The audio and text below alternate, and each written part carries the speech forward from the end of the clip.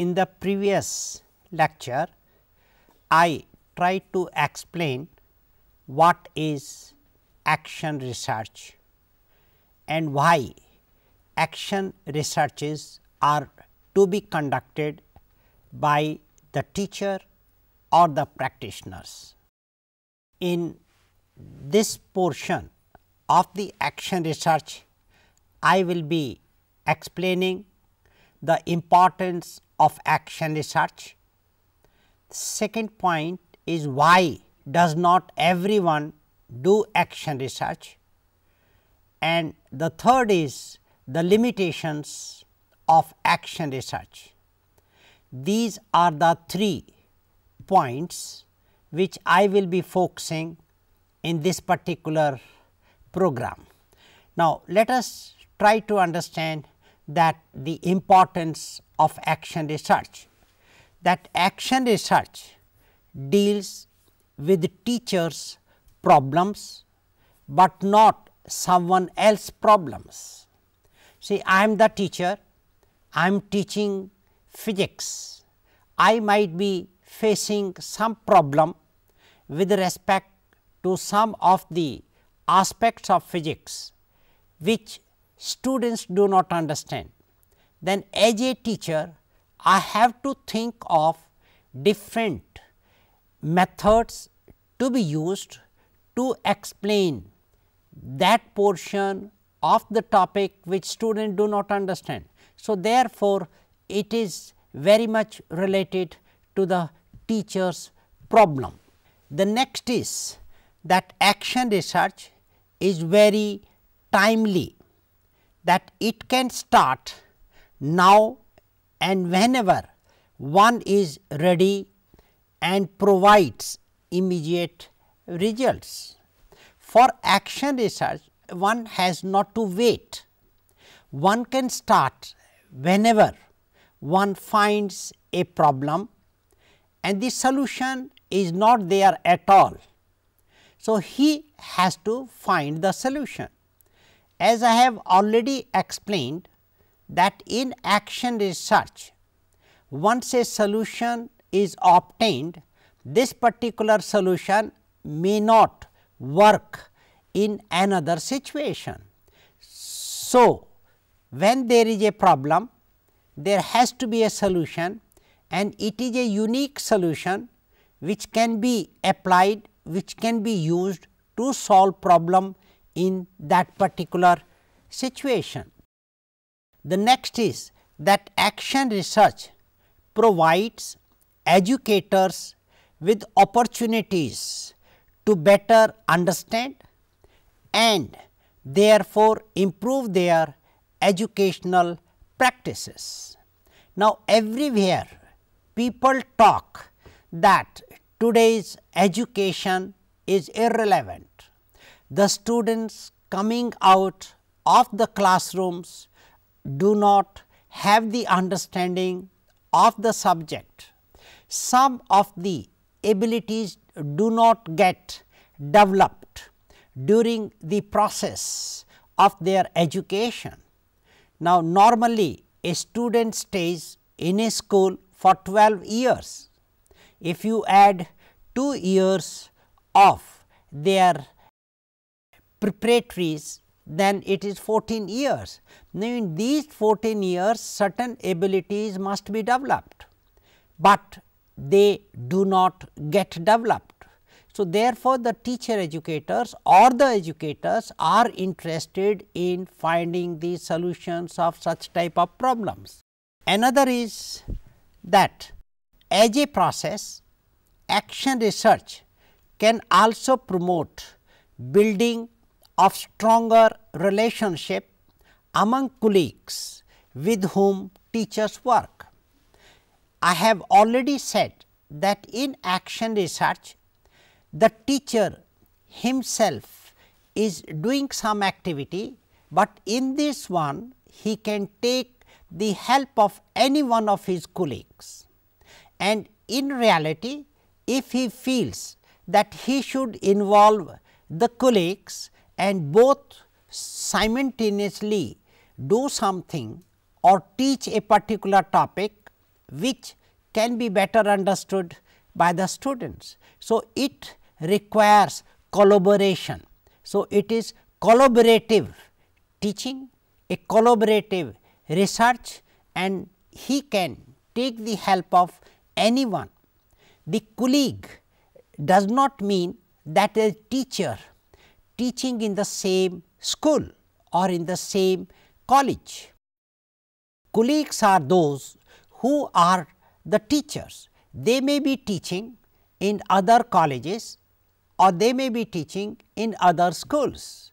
So, therefore, the teacher can take the help of anyone he likes or she likes.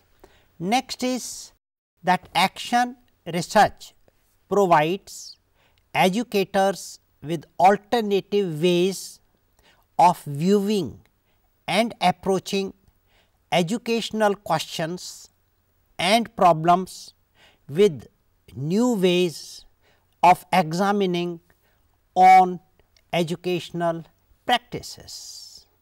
See, it is important, as I have said earlier also, that you have a problem. This particular problem may have multiple solutions, but in a particular situation you will be using one solution and try to find out whether this solution helps the teacher in solving that problem which is related to the teaching, or which is related to the evaluation, or which is related to any other aspect of the process of teaching. So, that is to be done, and in this one teacher educators can play a important role. Another is, why does not everyone do action research? There are different reasons. One of the reason is that action research is still relatively unknown as compared to more traditional form of conducting research. Now, you know that researches are conducted at different stages.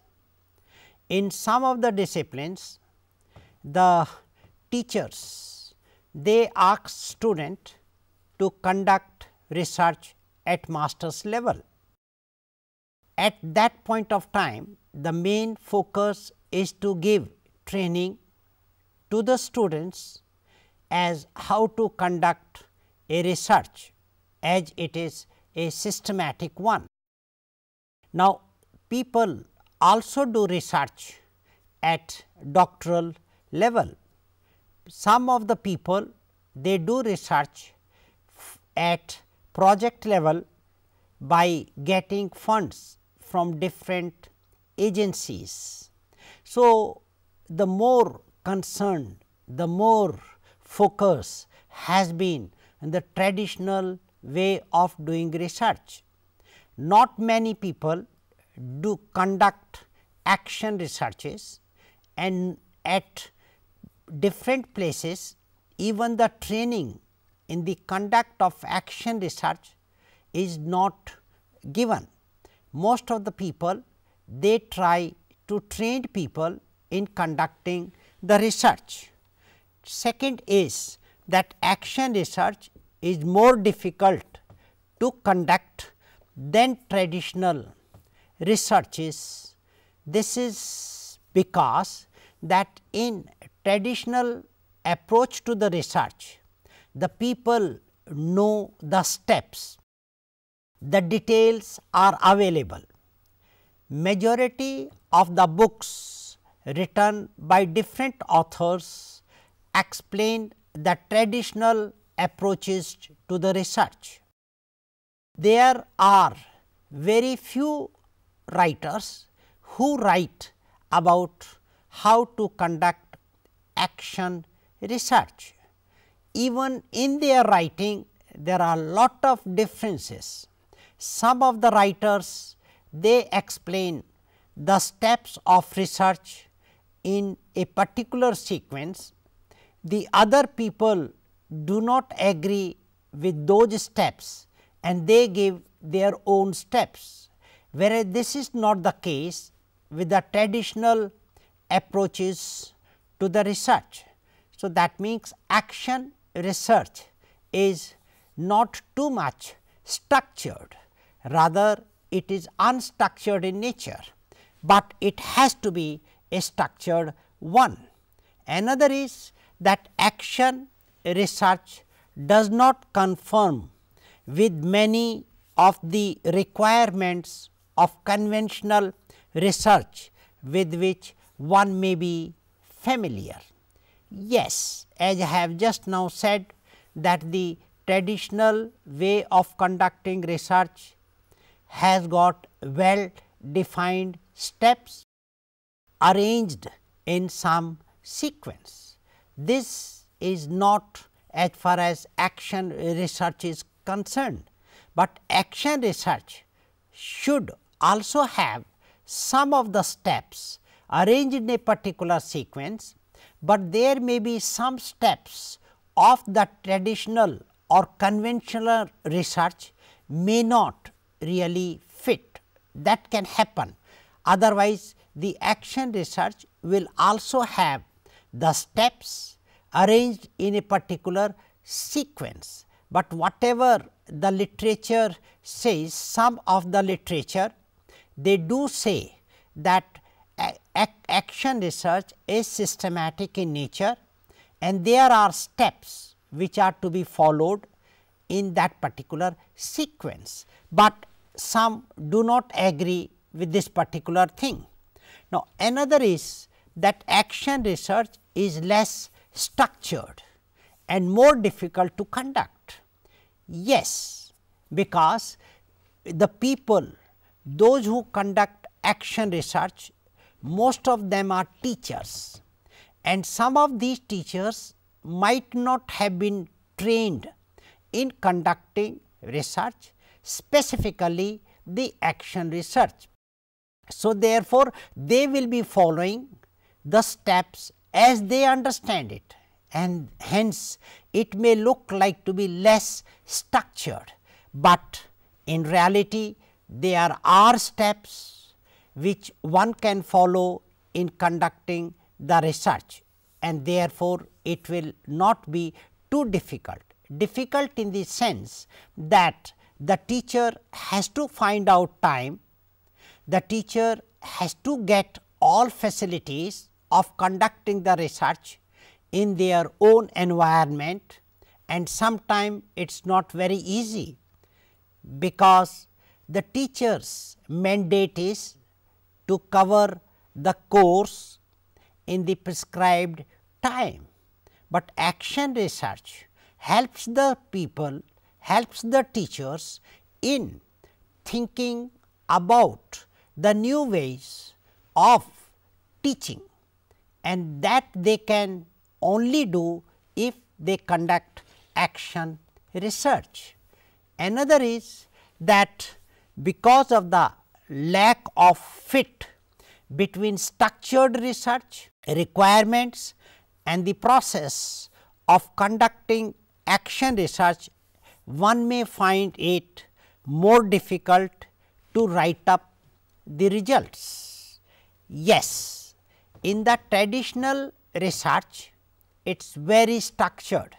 So, therefore, there are well structured chapters or the sequence in which the information is to be given, and one has to give that information in that particular sequence.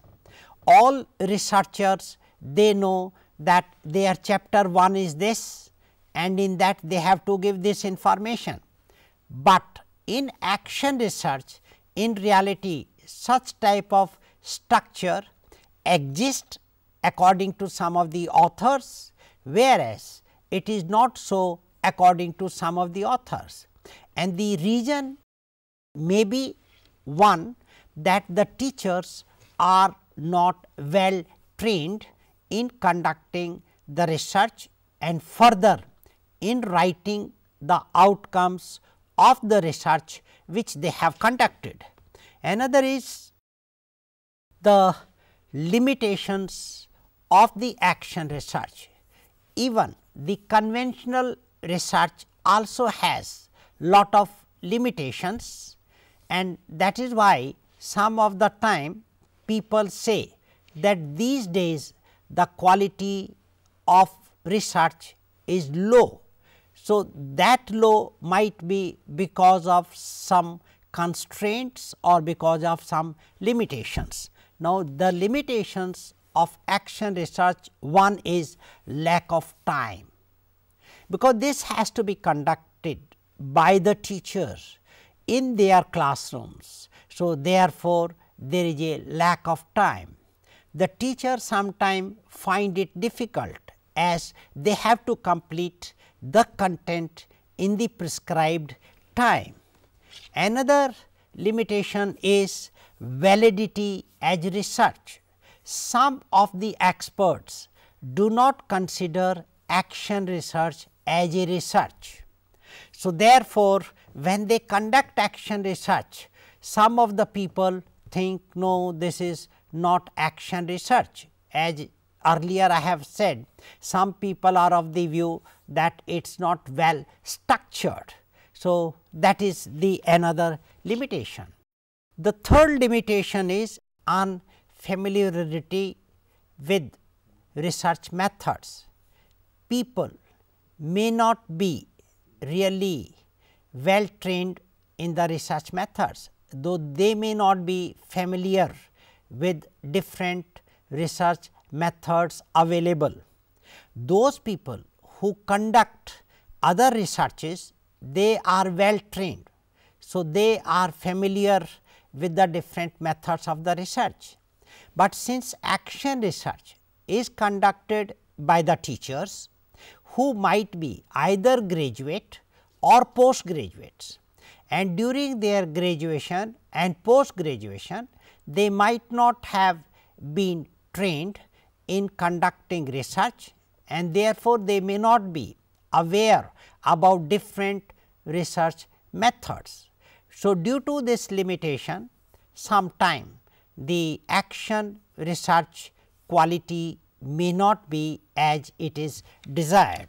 Another limitation is that action research produces results which are not generalizable. This is very simple. I have told you that the action research relates to a specific situation.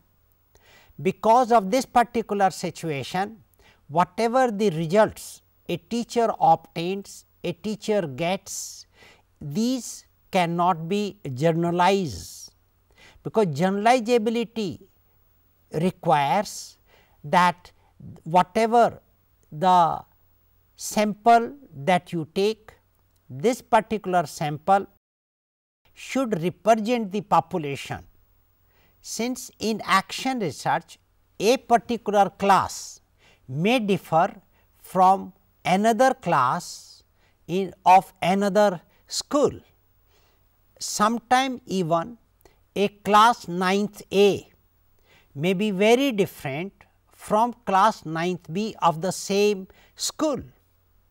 The students are different, the teachers may be the same, but because of this particular situation, therefore, whatever the problem of class 9th A is there, if there is a same problem in class 9th B, the solution of class 9th A may not be applicable to class 9th B for solving the same problem.